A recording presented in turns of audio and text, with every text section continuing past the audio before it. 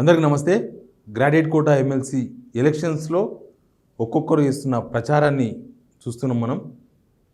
తీన్మార్ నవీన్ కాంగ్రెస్ అభ్యర్థిగా, కాంగ్రెస్ మద్దతు ఇచ్చిన అభ్యర్థిగా పోటీ చేస్తున్నారు. ఆయన ప్రశ్నించే గొంతుగా నన్ను గెలిపించండి అని అడుగుతున్నారు. ప్రశ్నించే గొంతుగా అంటే ఎవరిని ప్రశ్నిస్తారు? అధికార పార్టీని ప్రశ్నించాలి. ఎప్పుడైనా అంతే. ప్రజాస్వామ్యంలో ఎవరైనా సరే అధికార పార్టీని ప్రశ్నించాలి. ప్రతిపక్షాల బాధ్యతను గుర్తు చేస్తూ ఉండాలి. ఇప్పుడు లాస్ట్ గవర్నమెంట్ ఉన్నప్పుడు ఆయన ప్రశ్నించిండో తిట్టిండో, అది ప్రశ్నించే గొంతో తిట్ల గొంతో మీకు అందరికీ తెలుసు. ప్రశ్నల కన్నా ఎక్కువ తిట్లు మాత్రమే ఉన్నాయి. తెలంగాణ అంటే బూతుల మీదనే బూతులు మాట్లాడి అది తిట్ల గొంతుగా మారిపోయింది. ఇప్పుడు నేను ప్రశ్నించే గొంతుగా నన్ను గెలిపించానని అడుగుతున్నారు తిమ్మరమల్ల. ఇప్పుడు ఆయన కాంగ్రెస్ అభ్యర్థి, అధికార పార్టీ అభ్యర్థి, ఆయన ఇంకెవరిని ప్రశ్నిస్తాడు? మెయిన్గా గ్రాడ్యుయేట్ కోటా ఎమ్మెల్సీ ఎలక్షన్స్లో ఓట్లు వేసేది ఎవరు? నిరుద్యోగులు, టీచర్లు, గ్రాడ్యుయేట్లు. ఈ ముగ్గురు తరపున ప్రశ్నించగలడా? ఈ ముగ్గురు తరపున ప్రభుత్వాన్ని ప్రశ్నించే అవకాశం ఉంటుందా? ఒక పార్టీలో, ఒక అధికార పార్టీలో ఉండి ఎట్లా ప్రశ్నిస్తారు? అంతకుముందు ప్రశ్నలు ఏమో మీకు తెలుసు. ఇప్పుడు ఆ ప్రశ్నలు వస్తున్నాయా? చాలా వరకు ఈ 5-6 మంత్స్లో ఆయన లైవ్ షోలో చాలా వరకు మీరు చూసి ఉంటారు. అంతకుముందు ఆయన మాట్లాడినవే కాంట్రాక్ట్ అవే ఖండించుకుంటూ వచ్చిండు, అవే రివర్స్లో మాట్లాడుకుంటూ వచ్చిండు. తెలంగాణలో లిక్కర్ పెరిగిపోయింది, తెలంగాణలో పలానా December 31కు లిక్కర్ సేల్స్ పెరిగినాయంటే అది దూబో తీసుకోవడానికి తాగినట్టున్నారన్నారు. అంతకుముందు మాట్లాడింది ఏంది? అంతకుముందు మాట్లాడిందేమో తెలంగాణ అంతా తాగుబోతులు తెలంగాణ చేస్తున్నారు అన్నాడు. మరి ఇప్పుడు ఎందుకు ఆ భాష మాట్లాడలేకపోతున్నాడు తీన్మార్ అన్న అంటే అధికార పార్టీలో ఉన్నాడు కాబట్టి ఇప్పుడు తిరితే వాళ్ళు మెడబడి దొబ్బుతారు కాబట్టి ఆయన ఆ మాటలు మాట్లాడలేకపోతున్నాడు. సేమ్ ఇప్పుడు ఎవరిని ప్రశ్నిస్తాడు? ఇప్పుడు 317 జీవో టీచర్ల ఇష్యూ ఉంది. 317 టీచర్ల ఇష్యూలో దాదాపు 1000 మంది భార్యాభర్తలు విడిపోయినరు, ఎక్కడెక్కడనో వాళ్ళు ఉద్యోగాలు చేసుకుంటున్నారు. లాస్ట్ గవర్నమెంట్ ఇచ్చిన 317 జీవో మీద వాళ్ళు చాలా ఆందోళనలు చేసిండ్రు. మరి 317 జీవో పైన తీన్మార్ నవీన్ ఎప్పుడైనా మాట్లాడిండా? కాంగ్రెస్ ప్రభుత్వం వచ్చిన తర్వాత ఆయన ఆ ఇష్యూను లేవనెత్తిండా? ఆయన భార్యకు మాత్రం ట్రాన్స్ఫర్ చేయించుకున్నాడు. ఆయన భార్య ఎక్కడనో యాదాద్రి భువనగిరి జిల్లాలో అక్కడ ఆలేరులో ఎక్కడనో జాబ్ చేస్తుంటే, టీచర్ జాబ్ చేస్తుంటే ఇంటికి దూరం అవుతుంది బోడుప్పాలు, కానీ ఆమెను నాగోల్లో గవర్నమెంట్ స్కూల్కు ట్రాన్స్ఫర్ చేయించుకున్నారు. రాష్ట్రంలో ఇప్పటి వరకు ట్రాన్స్ఫర్ అయింది ఒకే ఒక టీచర్, తీన్మార్ నవీన్ వాళ్ళ భార్య. మరి ఆయన భార్యకైతే ఎక్కడ పోయి మాట్లాడి చేసుకుని తెలుసా? సీఎం రేవంత్ రెడ్డి గారిని ఆయన పోయి ఎంసీహెచ్ఆర్డీలో ఉంటే పోయి దండం పెట్టి, నమస్తే పెట్టి, బతిమలాడి ఆ ట్రాన్స్ఫర్ చేయించుకున్నాడు. మరి మిగతా టీచర్ల విషయంలో ఎందుకు బతిమలాడలేదు? మిగతా టీచర్ల విషయంలో ఎందుకు ట్రాన్స్ఫర్ చేయించలేదు ఇప్పటి వరకు? ఆయన ప్రభుత్వాన్ని 317 జీవో బాధితులను ట్రాన్స్ఫర్ చేయండి అని ప్రశ్నించగలడా? ప్రశ్నించలేడు. మనకు చాలా క్లారిటీగా అర్థమైంది. నిరుద్యోగుల ఇష్యూలో జీవో 46 ఇష్యూ ఒకటి తీసుకున్నాం. నిరుద్యోగుల ఇష్యూ అంటే జీవో 46 ఇప్పుడు బాగా రేజ్లో ఉంది. జీవో 46 బాధితులు ఉన్నారు. పోలీస్ డిపార్ట్మెంట్, పోలీస్ రిక్రూట్మెంట్లో పోలీసు దానిలో ఉన్నారు, బహుశా రేపు టీచర్స్ దానిలో ఉంటారు, గ్రూప్ 4 ఇట్లా అన్నింటిలో ఉంటారు. ఈ జీవో 46 రద్దు చేస్తామని ప్రభుత్వం ప్రకటించింది ఎలక్షన్స్ ముందు. ప్రభుత్వం వచ్చిన తర్వాత తీన్మార్ నవీన్ ఆయన షోలో చెప్పుకున్నాడు, నేను బాధ్యుడిని, ఖచ్చితంగా చేస్తుంది గవర్నమెంట్, నేనే మాటిస్తున్నా, నేనే అని మాట ఇచ్చిండ్రు. ఈ మధ్యకాలంలో ఒక ఆడియో వచ్చింది. జీవో 46 బాధితులు ఎవరో వాళ్ళ ఆఫీస్కి ఫోన్ చేస్తే తీన్మార్ నవీన్ వాళ్ళ కొలీగ్ ఆ ఛానల్లో పనిచేసే సోర్స్ అని మాట్లాడిన ఆడియో ఒకటి బయట వైరల్ అవుతుంది. నువ్వు ఎవరికి ఓటేసినావు, ఎవరిని అడుగుతున్నావు? కాంగ్రెస్ ఓటేసిన అని చెప్తారు అవతల పర్సన్. వేస్తే ఆ ఎమ్మెల్యే పోయి అడుగుపో, మాకేం సంబంధం అంటే జీవో 46 బాధితులను కూడా వదిలేసిండ్రు. ఇంకా వాళ్ళ మీద మీమ్స్ చేస్తున్నారు సోషల్ మీడియాలో. తీన్మార్ మల్లన్న టీం పేరుతో వాళ్ళ మీద మీమ్స్ చేస్తున్నారు. వాళ్ళంతా గులాబీ కలర్ బట్టలు వేసుకున్నట్టు, వాళ్ళంతా ఇంకేదో మీటింగ్ పోయినట్లు. జీవో 46 బాధితులు ఒక సైడ్ పోకుండా కొంతమంది ఇండిపెండెంట్లను తీన్మార్ నవీన్ రంగంలోకి దింపినట్టుగా కూడా చర్చ జరుగుతుంది. కొంతమంది ఎందుకంటే జీవో 46 వాళ్ళు 100% కాంగ్రెస్ అభ్యర్థిగా నాకు వెయ్యరు, ప్లస్ ఈయన మీదనే తీవ్రమైన కోపంతో ఉన్నారు కాబట్టి నాకు వెయ్యరు, ఆ ఓట్లు మళ్ళీ అవతల ఎవరికైనా ఒకరికి పడతామని కొంతమంది ఇండిపెండెంట్లను దింపి కేవలం వాళ్ళని జీవో 46 చుట్టే తిప్పుతున్నారు. ఇది ఒక ప్రచారం ఉంది, అది మనకు కనిపిస్తుంది కూడా.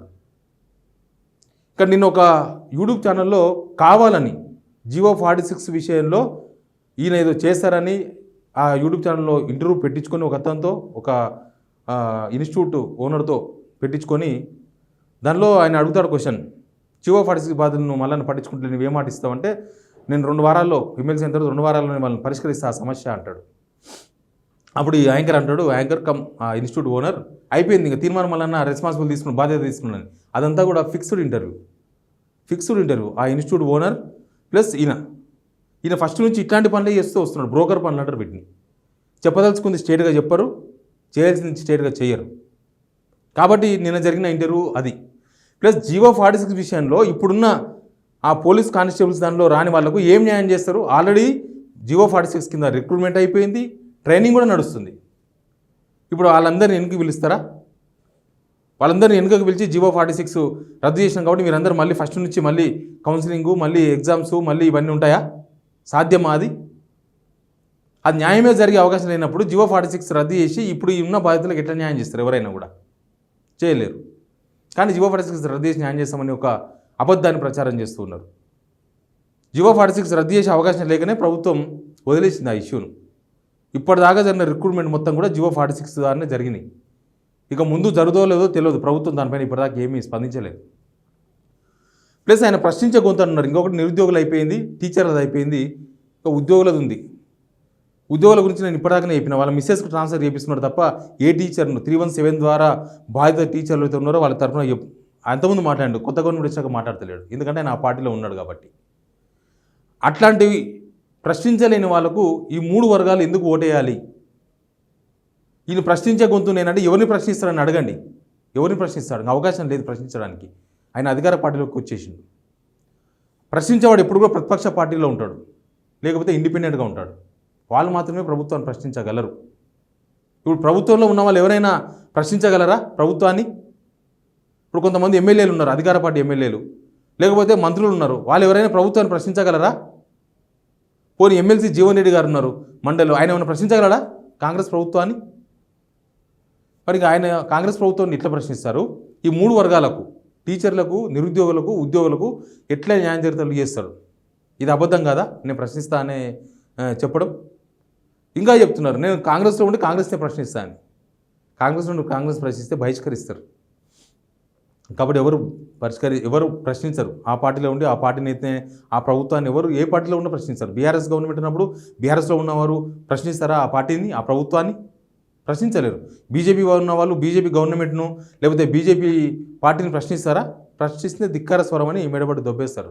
క్రమశిక్షణ చర్యలు, క్రమశిక్షణ రాహిత్యం అని చెప్పి. ఇంకా ఆయన ప్రశ్నించే గొంతు అని చెప్తున్నాడు.